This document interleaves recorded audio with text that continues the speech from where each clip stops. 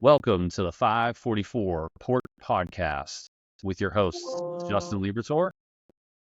And I'm Bill Isbir. Welcome to our inaugural podcast here of the 544 Port Podcast. A little background, Bill Isbir was the quarterback of the McKeesport Tigers 1994 state champion and WPIAL championship football team, and it's been 30 years since that historical run for the championship. So I'm here with Bill Isbir, as I said, Justin Liberatore, and I was wide receiver, number 44. He was number 5, so that's where we get the podcast name, the 544 Podcast. And we'll be dropping this each Friday at 5:44. So stay tuned weekly for a new episode each week. Before we get started, Bill, just a question for you. With us being the 544 Podcast, so number 5, where'd that come from? Yeah. What made you number 5? How'd that become your number? Well, I figured first it would give me top billing over 44. So True. start It'd be off hard to be like the 44-5 podcast. That'd be True. I was born on October 5th.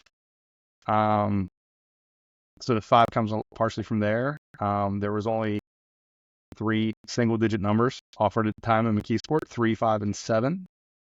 Pretty superstitious. I'm actually very superstitious, and I always viewed 5 as a lucky number, and I was pretty happy that I was able to get it our junior year.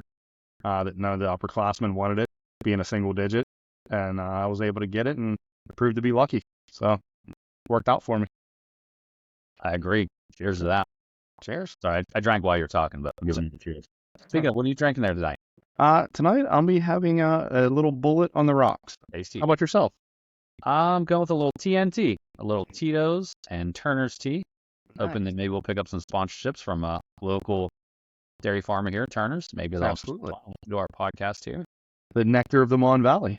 Yeah, heck yeah. So, Leva, what are you up to now? What are you into? What are you doing? So, let's see. After high school, went to Pitt Johnstown, pursued an education career. Had some really great teachers. McKeesport High School, RIP, Billy I, Big Dad, great teacher, and Ken Mitchell, another RIP, probably look for him. They just really, they made me want to be a teacher. Just know, like having teachers like that in high school really made me want to be a teacher. So went for elementary education. Right after college, moved down to Charlotte, taught for a while. Then got my principal papers, ended up moving back here. Live in South Fayette now in Pennsylvania. That's over towards like the Bridgeville, Carnegie area off 79, in case people aren't familiar with that.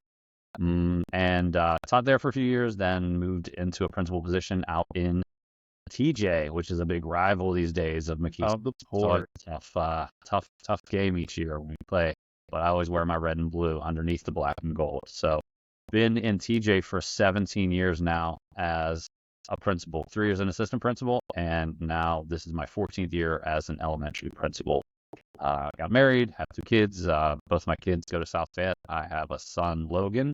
He is going to be turning 17 actually today on August 30th.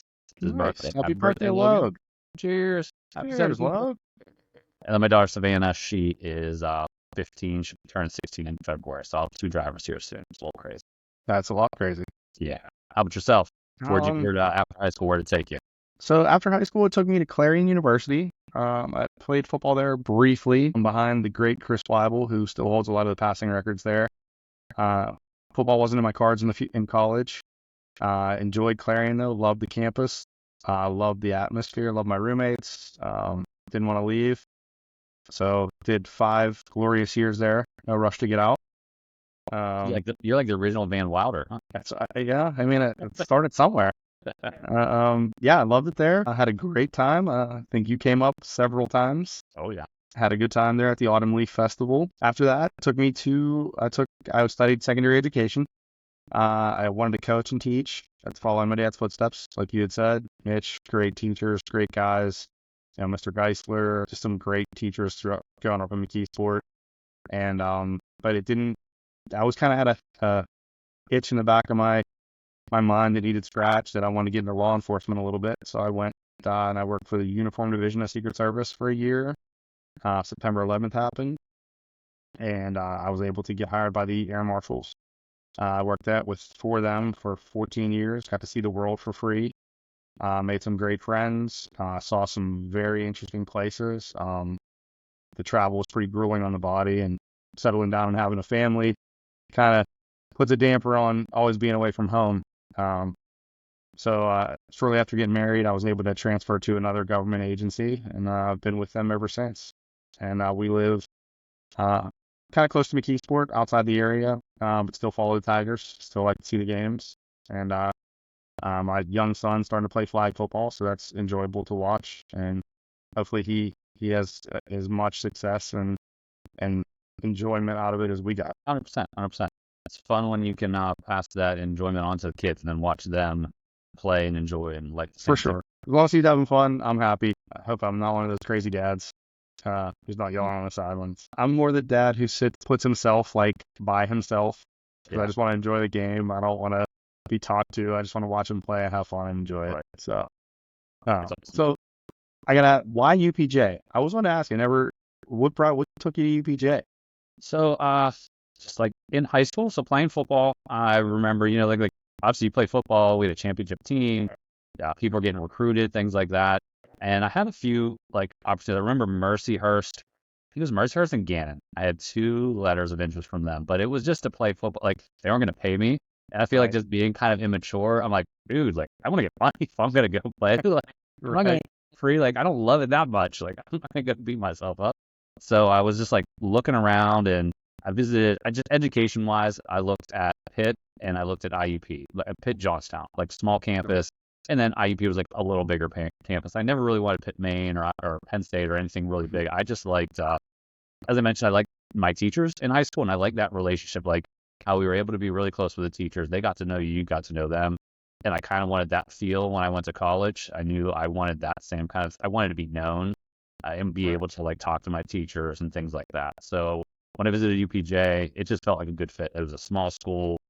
Wasn't big, class sizes were small, and they were known for education, specifically elementary education. So, awesome. And met a lot of good guys there too. Yeah, met some good friends that still really good friends with, that we still hang out with. So And Highland 5, shout out, Rizzo, Dirt, Laser, Fawns. So good group of guys. Yeah. Absolutely. So question for you.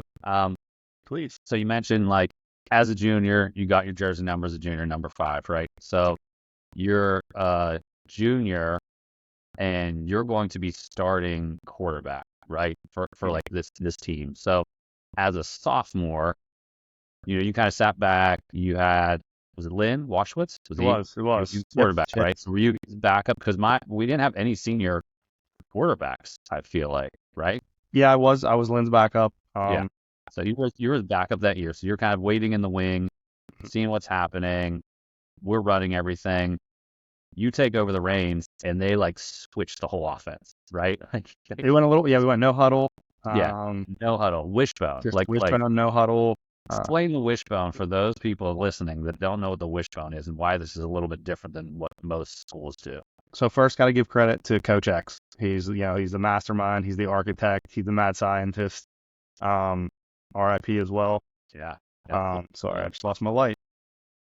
Let's see if I can bring that back. But yeah, so in learning from Coach X, the triple option basically, in theory, it's supposed to be indefensible. You're leaving somebody unblocked, and whatever decision they make, we're going to counter it, and we're going to be able to exploit that mistake that they make. Whether it be the first man on or outside the offensive tackle, or we're reading the dive. It's either quarterback or the dive back's getting the ball. Then depending on the blocking scheme, it's the next man outside. Either, again, it's quarterback or the pitch back. And again, depending on how we call the blocking scheme is how we're going to read it, who's going to be the pitch key, the dive key, and hopefully whatever decision they make, it's going to be wrong, and we're going to exploit it. So you have options. So you have a fullback and 2 running backs, right? So correct. Or yourself.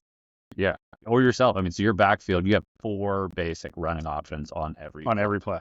Right. And it was as simple as, it's dumbed down a lot, but, you look at the defense and you count it and you get 5 on one side and 6 on the other, or if we have them outmanned a little bit, that's where we're running the ball. It was. How do you get that feeling like, like I got to pitch, how does that, like, I mean, I'm tucking or pitching, like, how does that come to you? Right. You're just reading the guy, you're attacking his inside arm, and you're going to get hit on every play. So you just got to think to yourself, like, all right, well, I'm going to take a good shot, but while he's throwing me to the ground, my guy's going to be running for for, 20, 40, 50, 80, if it's Drooping Glen, those guys, those guys could fly. So, I mean, any play they could break at any moment. So, and honestly, like you said, I was a junior. My main goal was to not mess it up.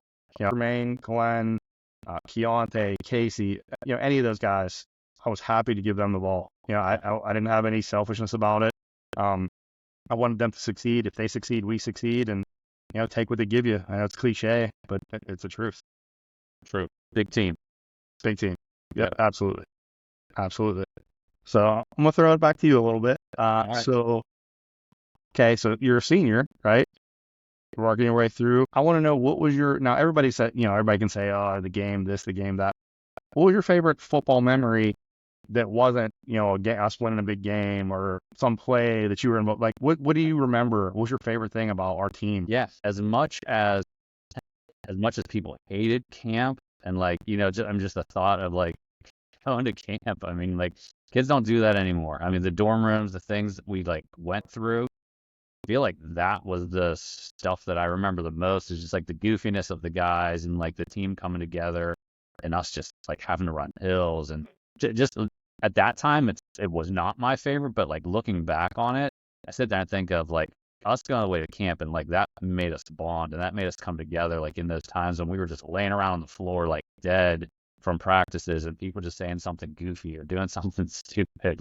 It just makes you laugh, and you see pictures in our highlight film, you see things pictures of us just laying there on pillows and talking. It's the whole team, as we said, it was big team, small me. The whole team came together. We had kids that were black, that were white, that were from different socioeconomics, from different neighborhoods. But when we were there, we were just all one. It didn't matter. So I just feel that was probably the most memorable part, other than the parades and winning the championships. Right. Oh yeah, absolutely. Everybody's everybody's going to say playing in the championship game. I feel that was probably one of the things that I hold on to most, that I feel kids don't get that experience anymore. There's teams that they come, but going through that hardship kind of stuff really misery loves company, but at the same time, it was a great time. We were, we ate it up. Yep, exactly.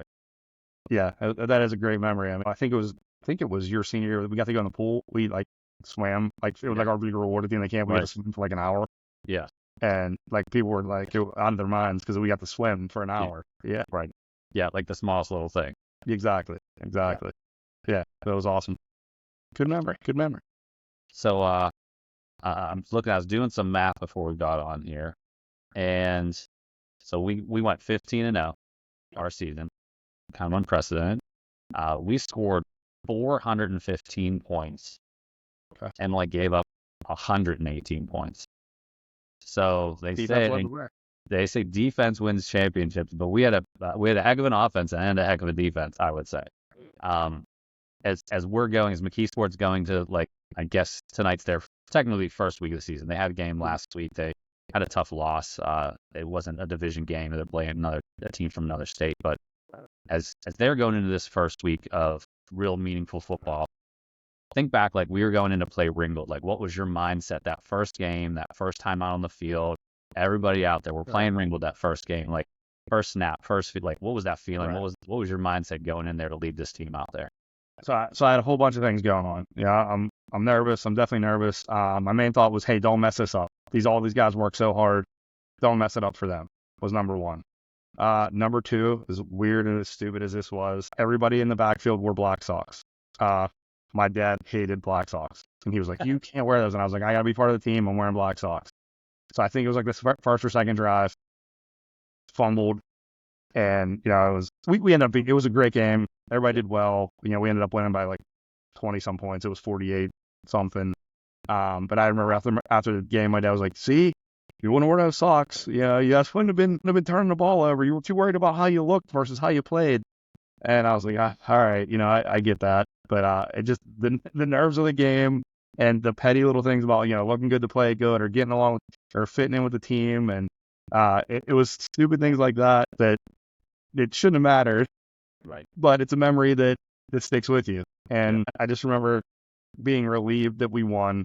I remember being relieved that the fumble that I did have, we recovered it. It was a trial by fire, and I'm happy it worked out the way it did, for sure. Tremendous, yeah. Yeah. So and I didn't wear any black socks the rest of the season. So You didn't wear black socks the rest of the season? nope, I, nope. I told you I'm superstitious. So I after was that, gonna say, he yeah, made the comments, and I'm like, oh, he must be right. And no, I definitely fumbled again, but yeah, it wasn't because of the socks. right. I didn't realize that. Yes, yes. I tried to go along to fit the uniform, but Yeah, no, I guess you got to be an individual a little bit, maybe. right. Yeah. Um. So we both you grew up in McKeesport. I grew up in White Oak. Yeah. Like you said earlier, so different socioeconomic backgrounds, different people, different walks of life. I'm proud of McKeesport. I love McKeesport. I still talk it up every chance I get. I kind of gather you're the same way. Like, what makes you proud to be from McKeesport? What about McKeesport do you think about now being a from there? Yeah. I mean, I think it just, I mean, I think part of it is people, part of it is the football. Part of it is, it's a football town. It's like a steel mill town, blue Right. collar, just like tough people, hardworking. And I just think that everybody comes together.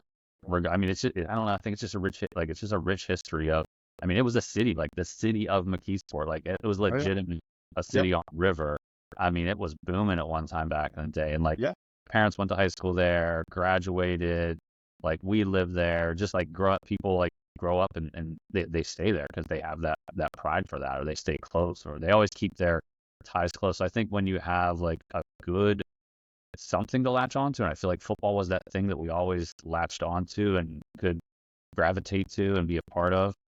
I feel like it's like anything you see from the movies almost, something from like Friday Night Lights or those kind of things. I Right. feel like it's that kind of stuff. You had great teachers, like we keep mentioning, like both being educators, you kind of value those teachers you had in high school. So I feel like that instilled a pride. We wanted to go to school. We had good friends, good parent support systems that raised us the right way they needed to raise us and trusted us to just go be knuckleheads and like Right. know that we Right. weren't gonna like get in trouble with the police Right. or We did have our fair share of dumb things, but right. Yeah, everybody does their share of dumb right. things. But yeah, I don't know, just something. It's like you said, like I live in South Fayette, but still will try like I was trying to listen to the McKeesport game on last Friday on the fan, trying to like Yeah. just listen to the game. My brother, who lives in Jersey now, he played for the Tigers. He comes home. He graduated with Matt Miller, who is the head coach now. So he tries to get home to games. We stay in touch. We just talk about football. I think football bonds us. Actually, I think that's what it is. No, I couldn't agree more with what you're saying. Like I said, I have pride in the city. It's seen some tough times, but just the roots, they're strong. It used to be, and I know there's some infighting there now, but it used to be, McKeesport versus everybody. Yeah.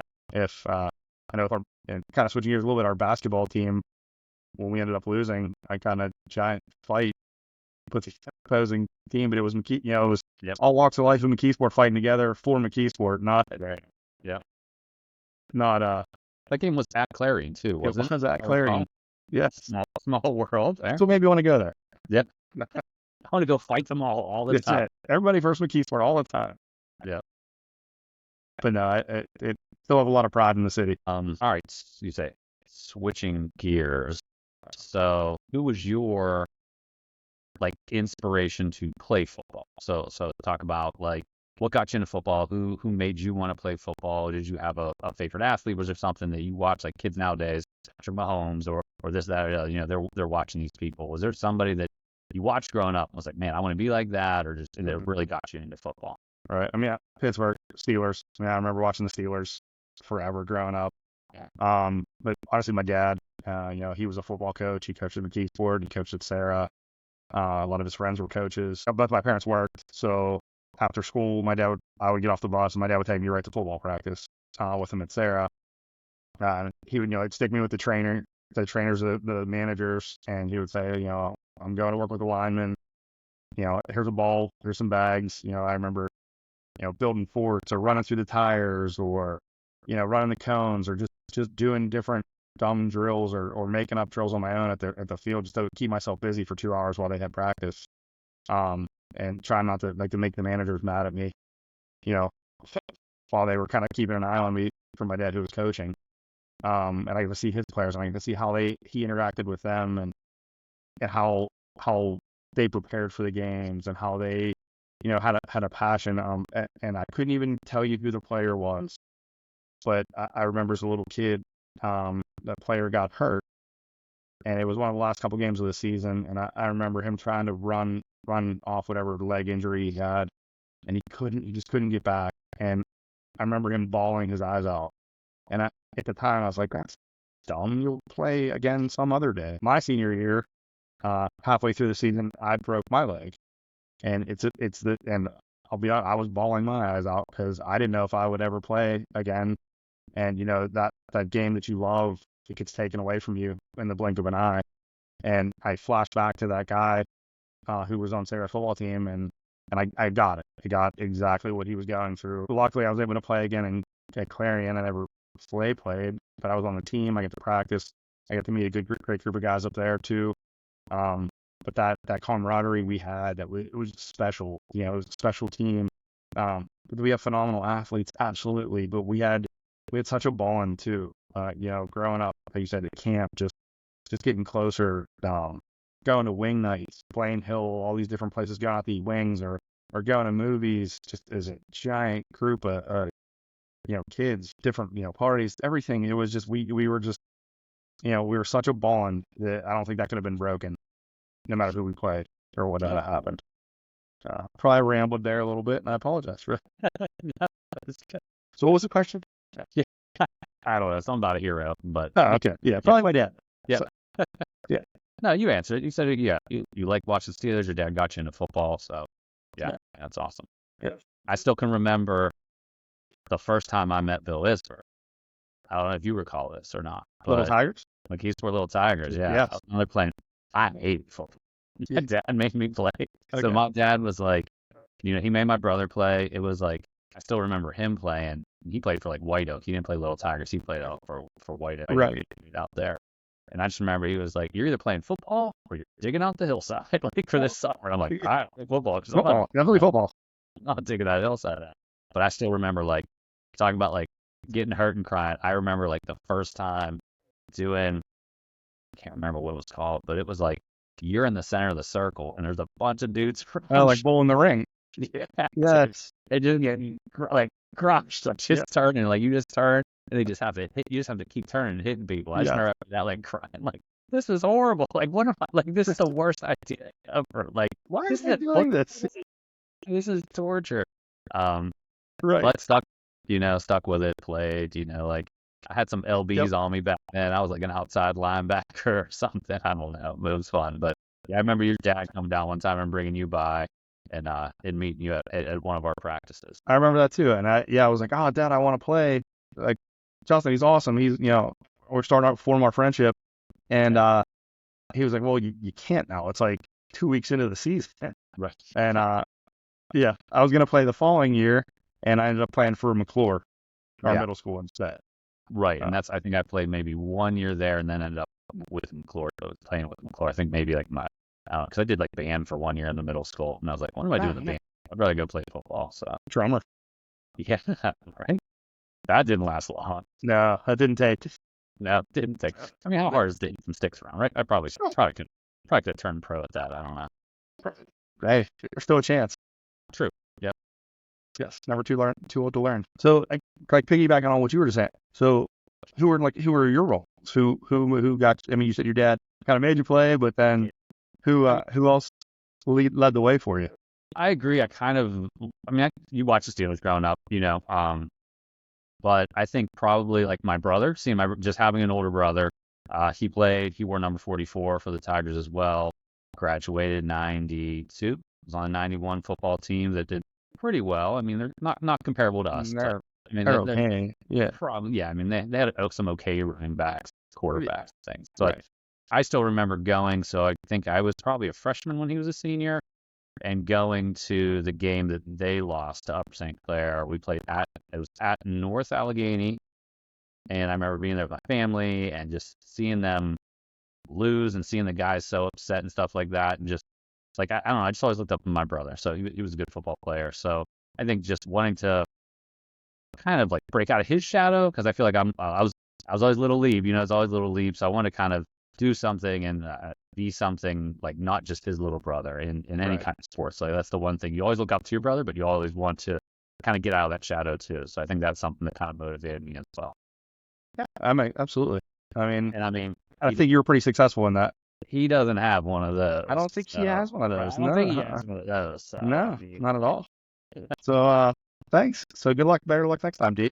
Yeah, pretty much. Yep. So looking up to Eric, is that why you wore 44? Yeah. So 44 ended up being, my dad wore 44. He played basketball in Fort Hays, Kansas. He wore 44. So my brother wore 44. So I always wanted to wear 44. And interesting fact is I didn't wear 44 till my senior year. So I was like, I think I was 81 or 82. Then I was 88. Kind of switched every year. And then there was a senior that had 44. I'm not going to mention any names because they ended up having some little bit of trouble with the law right before the season started. Ended up not on the team, and the jersey opened up. So it's like it was meant to be, and I was able to wear 44 my senior year, and like you said, it was good luck, and history was made there. Absolutely, and I correct me if I'm wrong, and I think so. Like coming into the season, I mean, you're a starter to me. When we went too wide, you're in there. You're a starter. Right. You didn't start out that way though. I mean, you weren't on the depth chart as one of the starting receivers. Correct. Yeah. I mean, I almost wasn't going to even come back out and play senior year. After junior year, we lost in the playoffs or whatever. I just remember being in like science class with, there's a couple, like Brandon Short was in there, Chafe was in there, Jim Litzinger, like they're all talking, we're getting them next year. I'm like, dude, I'm not even playing next year. Like this was dumb. Like, I mean, being a junior, it's hard to get play time. There's a lot of receivers out there. They had some good talent and everything like that. There's just so many receivers and not enough. So there's never enough balls to go around because we're a running team. We don't throw the ball. We're not going to get passes anyways, but just getting up there. So I wasn't going to play. And I just remember them coming down on me like, Lee, like, are you kidding me? Like, why are you going to quit? I'm like, it's not worth it. Like, it's not worth going there and killing myself. And they all got like the whole team and the mentality. And they're like, here's the thing you got to think about. Like, we are winning it this year. And do you want to be in the parade or do you want to be on the sidelines when we're coming by you in the parade? And I was like, they're right, man. I want to be in that parade. Like, I want to be there. So, yeah, decided to come back out, played, worked my butt off. And it was always tough. Like, in that offense, like you said, like, with it being Wishbone, it's not like we go like 3 or 4 receivers. We're like 2 receivers out there sometimes. Correct. We go double wide. I was out there, Tut was out there, Court Fast was out there, Jay Harris was out. Like there was like rotations, and I was just telling my son this the other day, like in football, because he was kind of getting down on himself about some stuff. I was like, Bud, like we were like week by week, like you would sit in films, they'd be like, Liberatore, you missed that block. Fast, you're starting next week. It switched on a dime on you, so it was like you had to perform. Or you weren't getting in. Like every chance you're out there, if you didn't make every block, you didn't do everything, you weren't getting in. Right. So it's like, but I would say perfect. By week 4 or 5, I think you were pretty much a lock. Yeah. After that, I think it was pretty solidified. Right. And there's a great highlight. I don't know if you remember it. Droop scores a touchdown. Jermaine Cromley scores a touchdown. It's like an 80-yard touchdown, and you look like you were on a 4-2. Yeah. Like you catch. Like I don't know if he throttled down or what, but you come flying up. Yeah, that's my speed. I mean, it's probably closer to 4.8, 4.9 at that time, maybe. Yeah. But I mean, you catch up. I don't know what it is now. Right now, we're not talking about that. But yeah, you come flying out of nowhere and you catch them, and you're like I remember them being in film the next day, and they're gonna be like, Liberatore. You're like, other teams are gonna be scouting you, like, who's this 44 guy? We gotta watch for him going deep because he probably runs a 4.2. Because I was a decoy ever since after that. It was just a decoy. Right. Big regret. My bad. Should have got you a ball. I know. I was going to say, my last question was, any regrets from that season? I was hoping that would come out. That's my regret. I mean, there was a preseason game that we played under the lights. I think that was the only catch I had all year. I had a little out pattern that I got hit on. But okay. Did I throw it? Yeah. That was it. That was the one pass I caught. Never in a game. So as us being a no huddle, there could have been some wiggle room. Is he Yeah, like threw a signal up, like something, like yeah, like I missed that one, coach. Sorry. right, yeah, like I misread that one. Exactly. But You'd have yeah, been like, to we've the never man, played a Liberatore. Well, you can't misread that. We don't I ever. was I Yeah, was a scared junior. I didn't want to lose my job either. I was like, yeah, just do what you're told. Just do what you're yeah. told. Keep my head down, just do what I'm told. Right. And butterfly effect. Maybe if I throw you one pass, maybe something happens and we don't win the game then. Correct, right? Yeah, You and know. it just goes wow. Yeah, So I apologize to you. My biggest regret, I should have got you a ball. take it. I'll take it. But like you said, I never thought of it that way. I mean, Sure. what if that one throw cost us the season? You never know. Right. Something crazy happens. You never know. It could have So, been like Robin Williams and what was that movie like the The Times or something like that? yes, It was like yes, running he down like, juggles it around his body. the heck? Like yeah, that would have been me. That's me. Yeah. He wore white shoes. I wore white socks. I mean, it was See, Remo Williams. yeah, that's it. Yeah, Remo Williams. Yeah. Yeah. Yes. Yes.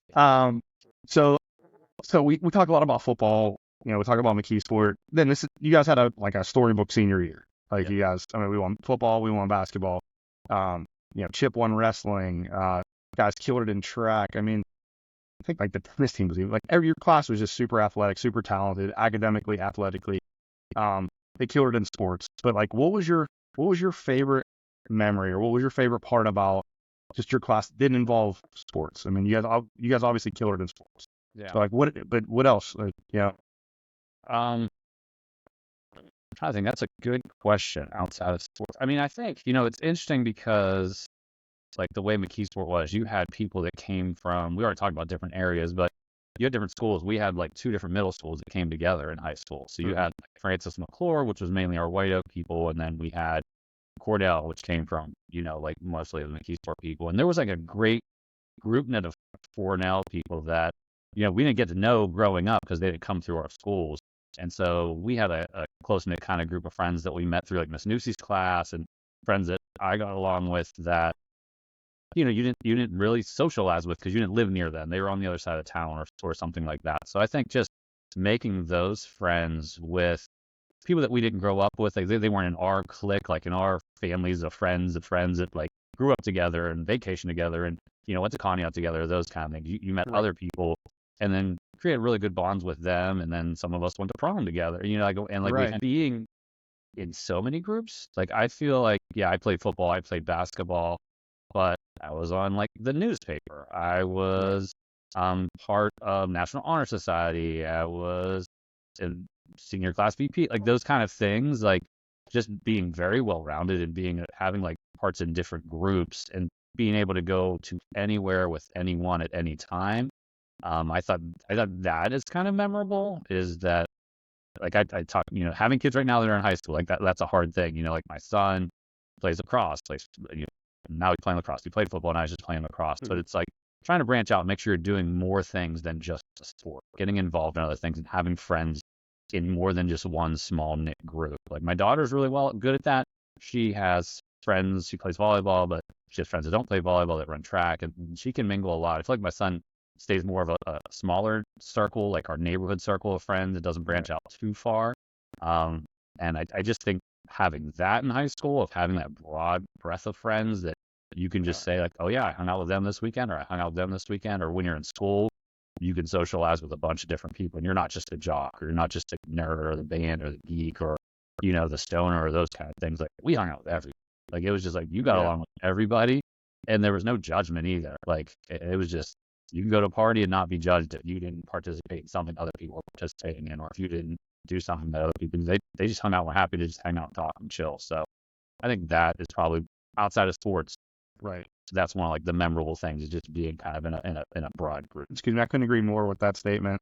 Just being able to relate to so many people in so many different walks of life, because we did that on a daily basis in McKeesport, and it was awesome. It was great. It was, like you said, whoever. It didn't matter who you were. If you were cool, you were cool. If you were a jerk, then you were a jerk. Like, but yeah, there was no judgment. Everybody had something to offer. Everybody had something to bring to the table. So many different walks of life. I think it's great. Yeah. And I think, like you said, I think it prepares you for like going to college, because you're going to go to college and you're going to have to, not everybody goes with a friend to college. Like when I went to UPJ, we ended up, luckily, there was 4 of us. So we kind of had that small thing, but we branched out. It was real easy to branch out and meet people, just because I feel like that's what we did in McKeesport. It was easy to do that. Same with you go to work, you go out in the real, you're going out anywhere or meeting new people, you move away. Like both of us moved away from home. We didn't stay here in McKeesport and just graduate and stay here. We both moved out of state, and you had to figure out ways to make friends, or else you're just going to miss it and not be successful. Absolutely. And I think being from McKeesport helped us. You made it easy to make friends. I can talk to anybody about anything. Yeah. Or at least listen. Be a good listener. I taught you how to be a good listener. Yeah, I mean, one way or another. So question for you. So college sports, it's always like a hot topic with, especially having high school age kids right now. You hear different things from different people. So you got recruited to Clarion, you go to play college football. What are your thoughts on that? So kids, or even your own son Liam, like as he's getting it, you got a while to go before that. Right. What would be your advice to anybody that's thinking about whether they should or shouldn't continue playing a sport in college? I think like it's going to come down to several. I think you got to love it. You got to love the school. You got to love. I know with the transfer portal now and everybody's jumping schools, and the bonds I made at Clarion, I wouldn't trade for anything. I mean, I still talk to a ton of people from the school. It's opened doors for me that I never thought of. It's a tiny little state school in Pennsylvania, and it's opened doors for me that I would never thought it would have. It's not like a big Penn State or anything, but it has a strong alumni network. And I would say you got to love the school.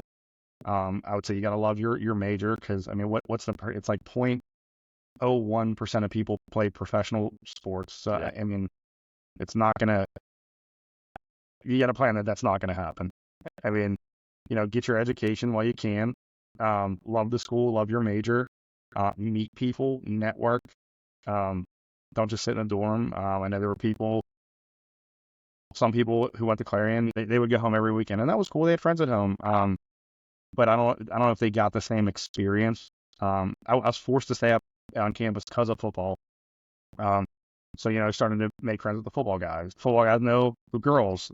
Then you start meeting girls to the football team. And just friends. You're just and then those girls know people, and then you're going to house parties with different people, and you're getting involved in clubs with different people. Gym, you're getting in shape. You're running into different people. I was able to practice with the girls basketball team my last 2 years there as part of, I forget what you call them, like her goal squad or something, just to give them a good look against some different competition, as like a scout team. Those are just different things that there's opportunities that I embraced by just sticking out where I was. The transfer portal and everything with that is great. And if you're not happy, 100%, get out, make yourself happy. But don't quit when it's a little bit tough either. I think kind of that'd be my advice, would be to, you gotta suck it up a little bit. You gotta roll with the hard times as well as the good, and make the best of it. Good advice. Yep. That's all I got. And you can always go to a place that has like club teams too. So like some people want to, like, especially like not for football, but other hockey, lacrosse, other sports that maybe you're not getting like a chance to play, but you still love the game. There's still ways to go play that. Like BPJ did not have a football team, but we killed it at intramurals. Like we went out intramural flag football, and we like. What's the name of that squad? Armed and Dangerous. Shout out, undefeated flag football champions. Have a few T-shirts from there. So we ran the good old out and up pattern. We implemented that from the McKeesport days. So that's good. But yeah, it's a staple, right? The little pump fake, the little out and go. Gets them every time. But yeah, I think that's the one thing is, like you said, you gotta love the school, but you also gotta love the sport, because it's a commitment. So if you're gonna play a sport at the college level, it's a lot of work, and you got time management. There's a lot of commitment you're putting into it. So it's it's a business. I mean, they're there to succeed. If you're not helping them succeed, they're going to bring someone in who is. Right. Yeah. I think that's the, as I said, my kids are of that age now, and you start to worry about that kind of part of it, is that they love it right now, what they do. But when you get into college, when you get that business side of it that's there, where it's like right now, like Savannah, she has a great team volleyball. She loves her team. They're so positive. They're so cheering. Well, yeah, when you go to college, everybody's fighting for that either scholarship, that position. So I don't know how friendly and how much camaraderie there is when you're at that level, because it is a business, and if you're not pulling your weight, they're gonna bring somebody in the next year, and you're not gonna be in that spot anymore. So those come like things that I think about in my head as we start talking about like schools and where we're going to move on to from there. Things to keep in mind because you want them to have fun, you want them to enjoy it, but that's going to be a whole nother side of it. I think Clarion has a pretty good volleyball team. Just throwing it out there. Good to know. Good to know. Fly Eagles, fly. Geez, looking. Yeah. Absolutely. Cheers. Cheers. All right. So you mentioned being the scout team, like helping build like the competition for the other players. So this came to my head. Who is like in any sport that you played, basketball, football, or anything, who was the like toughest competitor you can remember going up against in something? Oh man, tough. So in basketball, we were the scout team. So right. So I remember the starters all being really tough. Yeah. But for like scout team, man, Frank Connick, I've never been hit as hard as I've been hit by Frank Connick. I would agree there. I would agree with that. I remember a play started off going right. There was nothing there. I turned around to go left, and man, he had a full head of steam and just decapitated me. Yeah.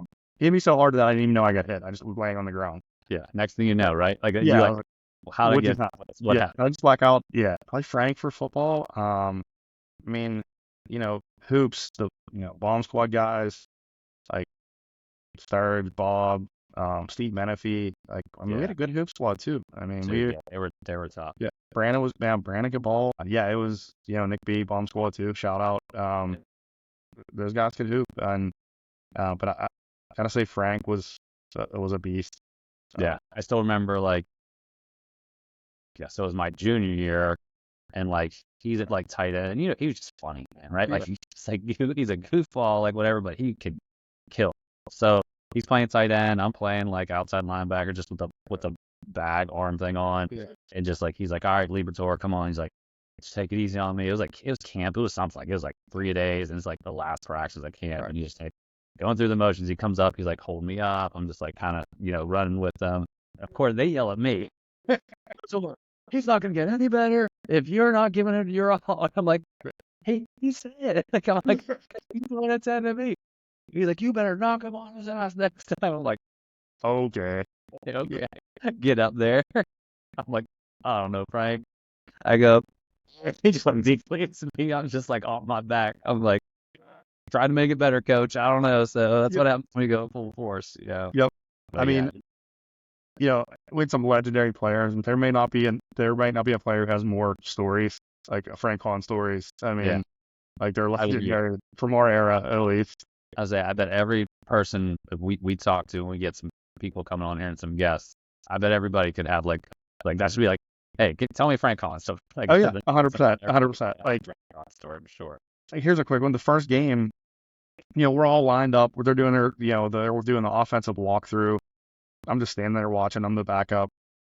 Frank comes out. He's like, hey, throw me some balls so I can get warmed up. And I'm like, no, we don't do that. Like, no one ever said, like, you can do that. Yeah. So I'm like, but it's Frank Con. I'm like, okay. So, we get behind the line. And I'm throwing a pass. I'm like, dude, Frank, we don't even throw. Like, I don't know why you need to catch. Yeah. But I'm throwing passes. And, Coach X looks over at me. He's like, what are you doing? I'm like, Frank said he needed to warm up. And he's like, all right. And he just goes back, calling plays. Like, so, yeah. I mean, he just had he marched to his own drum for sure. Yeah, 100%. You mentioned basketball, man. I think the craziest thing in basketball, I was telling somebody this the other day, is so the worst part of practice is what was our thing that when you're in a game, you had to get every time you're in a game. And if you did, either on the ground or a charge. Yeah, right. Yeah. So, what'd you do in practice? You did on the ground and charges. Yeah. Somebody's like, what? I'm like, yeah. I was like, if you got in 1 minute, you better have gotten on the ground or charge because you were doing it in practice. Like, that is ridiculous. Like, no, you saw us diving for balls. Like, you weren't even close to it. Nope. Yeah. Somebody could be dribbling. You like dive to get the ball. That counts. Like we had to take charges against like Brandon Short and like Steve Minute. Like it's like, and they would come full foot. Nobody took it easy. They bowled you over. I'm like, oh man. Everybody got those stats. Everybody patted those stats for sure. 100%. As soon as you're in the game, you knew you were taking a charge or getting on because you didn't want to do it in practice against somebody else. Yeah, somebody like that. I mean, I'd rather take it off their 5'4" point guard Right. Yeah. Then Brandon coming down the lane. Crazy. Yes. I Hey, mean, that's those good are, coaching though, man. Good coaching, I'd say. I mean, No. fundamentals, the Priscilla and Damn Smith, so Smitty, I mean, man. like, yeah, they kept it simple and they still, taught a lot, and little things that like discipline, attention to detail, coach Ham, do your job.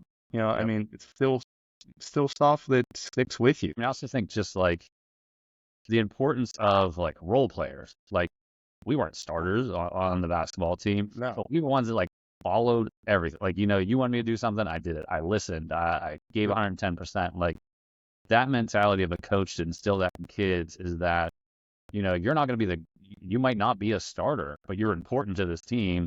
And they notice those kids that are the ones that are listening and actually making eye contact and paying attention.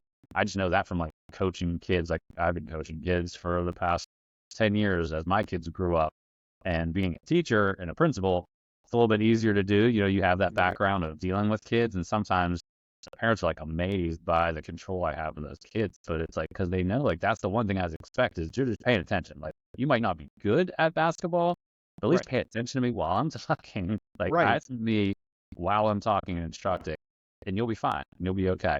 And I tell my sons, I tell my daughter that like that's the one thing that coaches notice the most. If you're at a practice, you make sure you're listening to them. Don't be fooling around with other players. Don't be messing around with the ball or not like off in your own world. You better be making eye contact to the coach to make sure they know you're paying attention because they notice those things. No doubt. I mean, no doubt. And honestly, we had fun with it. It was, we knew we were going to lose, but we had fun. We scored one basket or something. It would be like we won a championship. Like, yeah. I mean, that was some great memories too. Just even like my freshman year at Clarion, I was on the scout team and I loved it because I played quarterback, I played running back, I played receiver, wherever they wanted to put me. It was just like, it was like playing backyard football again. It was awesome.